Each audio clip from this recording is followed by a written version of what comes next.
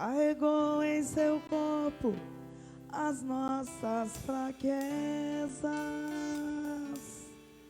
Aleluia, aleluia, aleluia, aleluia, aleluia, aleluia. Curou muitas pessoas de diversas doenças. O Senhor esteja convosco. Proclamação do Evangelho de Jesus Cristo, segundo Marcos. Naquele tempo, Jesus saiu da sinagoga e foi com Tiago e João para a casa de Simão e André. A sogra de Simão estava de cama, com febre, e logo contaram a Jesus. E ele se aproximou, segurou sua mão e ajudou a levantar-se. Então a febre desapareceu e ela começou a servi-los. À tarde, depois do pôr do sol, levaram a Jesus todos os doentes e os possuídos pelo demônio. A cidade inteira se reuniu em frente da casa. Jesus curou muitas pessoas de diversas doenças e expulsou muitos demônios. E não deixava que os demônios falassem, pois sabiam quem ele era. De madrugada, quando ainda estava escuro, Jesus se levantou e foi rezar no lugar deserto. Simão e seus companheiros foram à procura de Jesus. Quando o encontraram, disseram: todos estão te procurando. Jesus respondeu: vamos a outros lugares, às aldeias da redondeza. Devo pregar também ali, pois foi para isso que eu vim. E andava por toda a Galiléia, pregando em suas sinagogas e expulsando os demônios. Palavra da salvação.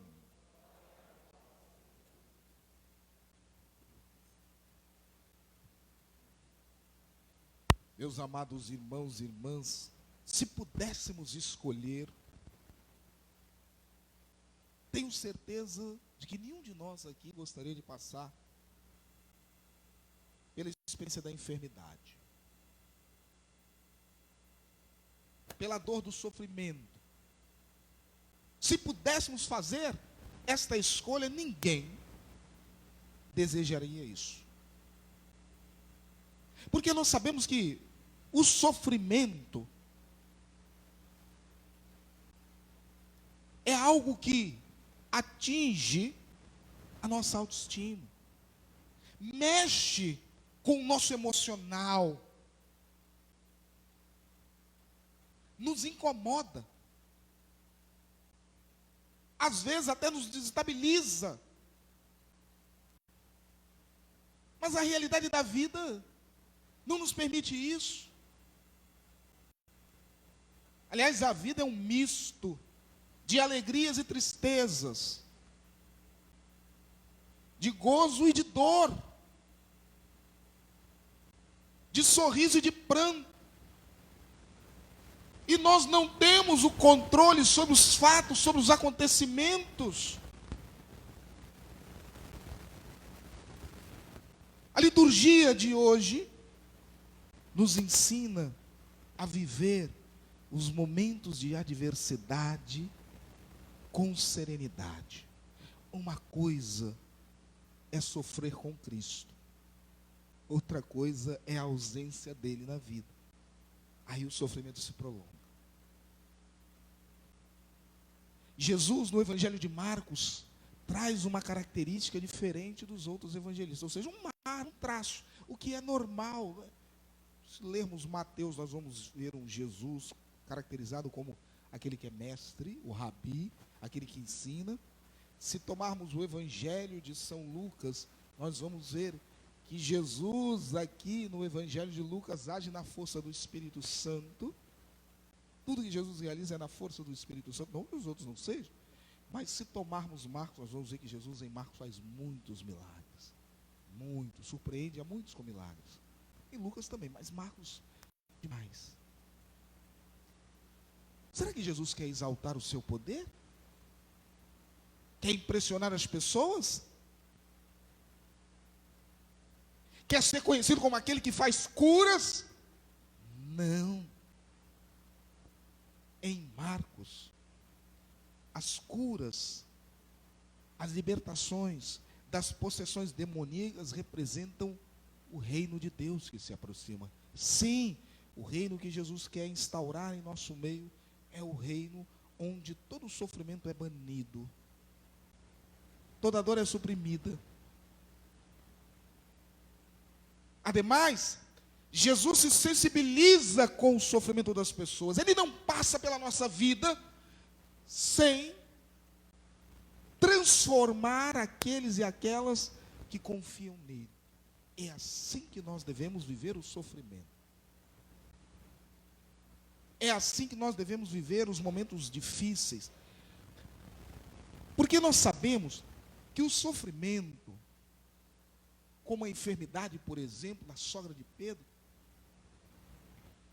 ele pode ser um fator externo, mas pode ser algo que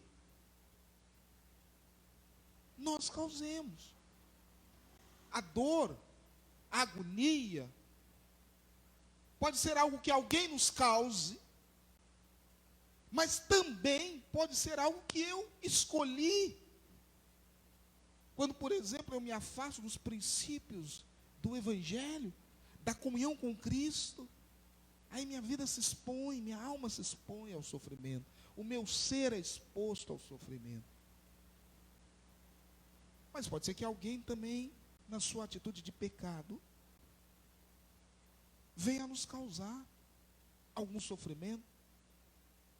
Mas Jesus é aquele que restaura a nossa vida. É para isso que ele veio. Por isso que nós não devemos nos acostumar com o sofrimento. Nós devemos lutar contra ele. Diante do sofrimento, da dor, da agonia, nós devemos manter a serenidade, mas não podemos ser passivos. E quando Jesus age em nosso favor, ele restaura a nossa dignidade. Foi assim com a sogra de Pedro, sim, porque, vejam, a enfermidade nos limita. Aliás, se tem algo que a enfermidade pode nos propiciar, é nós estreitarmos os nossos laços com Deus e nos revelar também a nossa finitude, nossos limites. Ela nos limita. A sogra de Pedro estava limitada ali no seu ser, no seu agir, na sua capacidade de realizar as coisas. Aqueles endemoniados também estavam escravos do mal, de possessões malignas. Naquele tempo também nós temos que compreender que a leitura é de que as enfermidades, muitas das enfermidades eram fruto das possessões demoníacas, não é? Então, na leitura, por exemplo, o epiléptico era visto como um endemoniado. E, na verdade, nós sabemos que com o avançar e o progresso, o desenvolvimento do homem nas diversas ciências, e aqui estamos falando da ciência médica, da medicina, vamos dizer que a epilepsia é uma disfunção cerebral, né? Então não é uma possessão, não que não exista possessão demoníaca, mas naquela época a leitura era essa: o epilético é um endemoniado, por aquela reação que o epilético tem, não é? Mas Jesus nos mostra outro caminho. Ele quer nos acolher.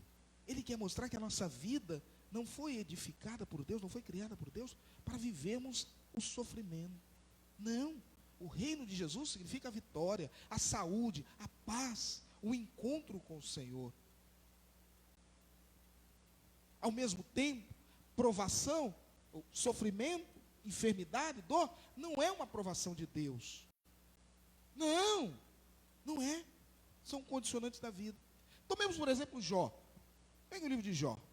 O livro de Jó é um livro interessante, são 42 capítulos, mas é um livro instigante. Tem que ler ele com um olhar, para mergulhar, uma sensibilidade, para mergulhar em uma clareza, para mergulhar, de fato, um verdadeiro ensinamento. É um livro que mescla poesia.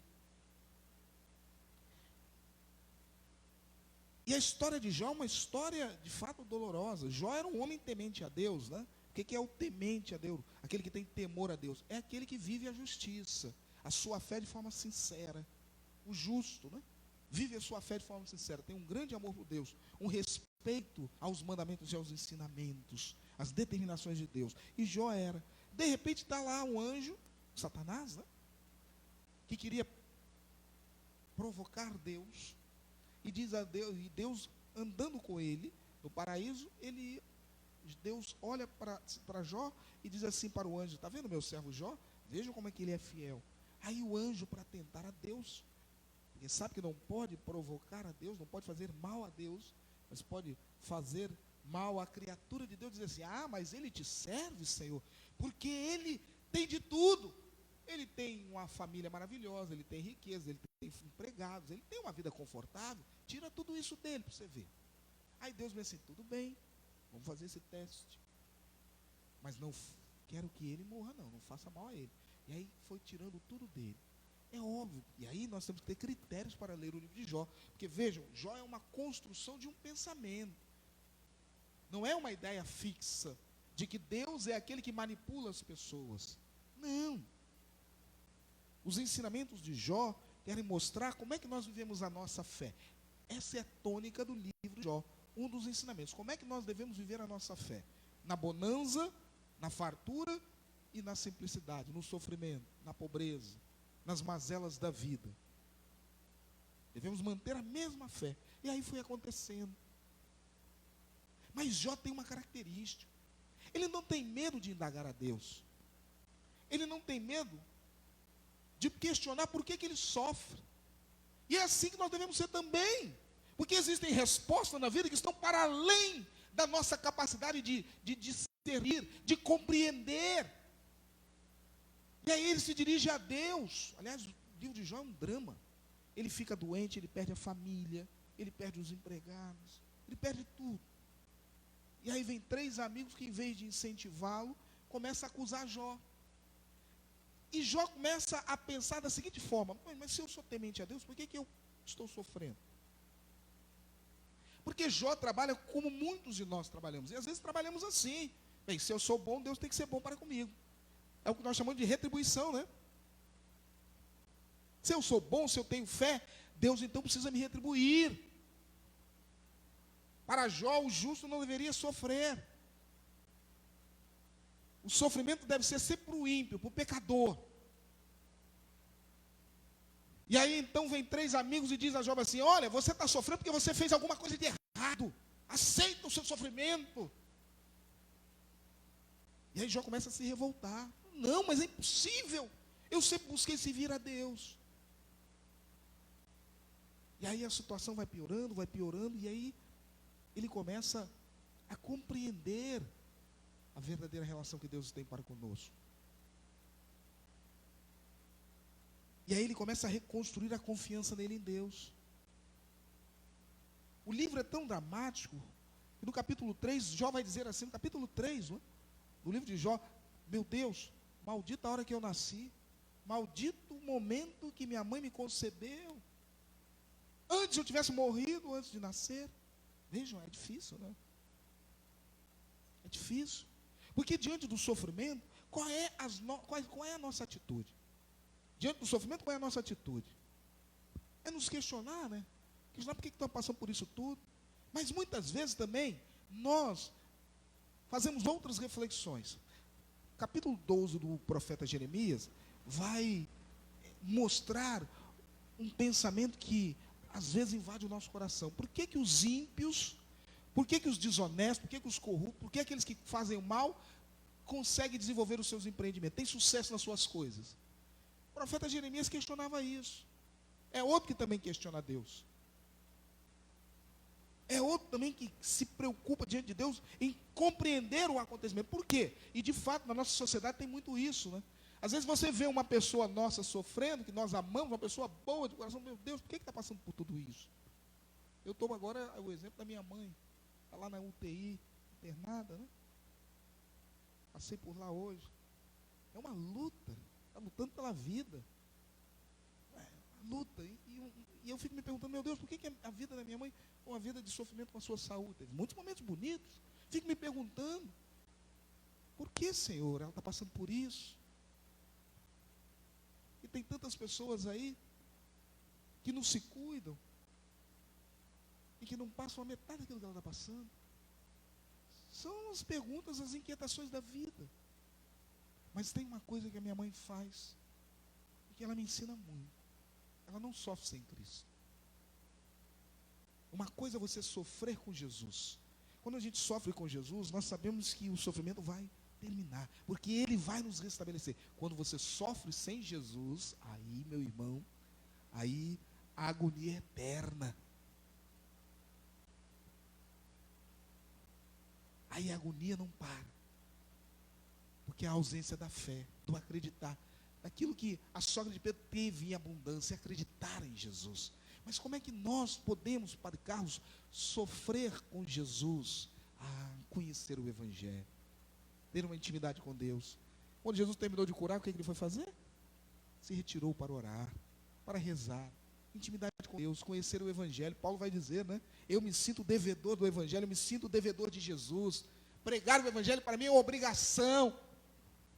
Sou livre para pregar o Evangelho, mas o faço porque é uma obrigação. Eu devo a minha vida nova a Cristo. Sim, quando nós conhecemos o Senhor no Evangelho como Ele é revelado, nós sabemos que em qualquer situação da nossa vida, Jesus não se faz ausente, Ele se faz presente na nossa história. Ele nos sustenta, Ele nos dá vida nova. Por isso, meu amado irmão, minha amada irmã, você pode estar passando por qualquer agonia, não deixe de acreditar, o Senhor está ao meu lado, comigo Ele celebra as vitórias, na minha vida Ele me consola na dor, mas Ele não me abandona. É assim a nossa fé, é assim como deve ser a nossa postura.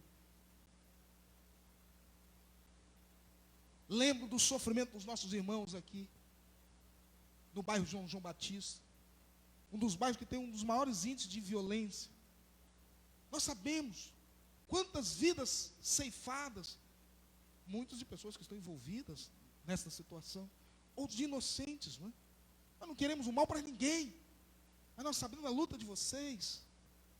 O medo muitas vezes impera diante dessa instabilidade, da violência que infelizmente está aqui presente nesse bairro, mas os irmãos não perdem a esperança. Estão aqui, olha, celebrando a sua fé. Isso é viver em Cristo. Isso é viver para Ele. E nós sabemos, apesar de todas as adversidades, o Senhor não nos abandonou. E não nos abandona.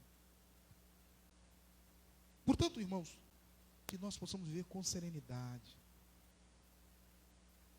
Na alegria, exalte o nome do Senhor. No sofrimento, glorifique a Deus e confie na sua providência, no seu amor, na sua ação. Para ter certeza, meu amado irmão, minha amada irmã, o Senhor realiza curas em nós todos os dias. Que Ele nos ama. Que o reino de Deus é o reino da transformação, da regeneração, da vitória sobre todo o sofrimento.